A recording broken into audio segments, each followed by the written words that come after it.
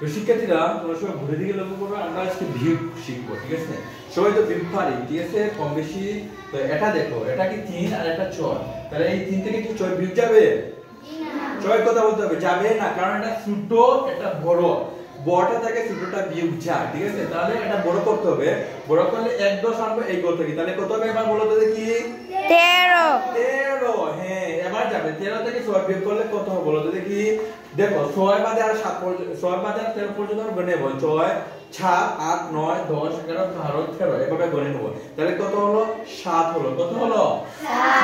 7 বসিয়ে দিলাম, ঠিক আছে? এবার এই ঘরে কত থাকবে বলো তো দেখি? 4। কেন 4 থাকবে? এই ঘর থেকে আমরা 1 10 নিয়ে নিয়েছি, সেজন্য এখানে 4 হইছে, ঠিক আছে? 4 থেকে 7 বিয়োগ যাবে? হ্যাঁ, এবার যাবে না, তাহলে আমরা বড় করতে হবে, বড় করব, এই ঘরটা কি 1 10 নিয়ে নেব, তাহলে কত হবে এবার এখানে? 15। 1 14, মানে এক নিয়ে নিলাম তো 14, 14 থেকে 7 বিয়োগ করলে 7 থাকবে, কত থাকবে? 7।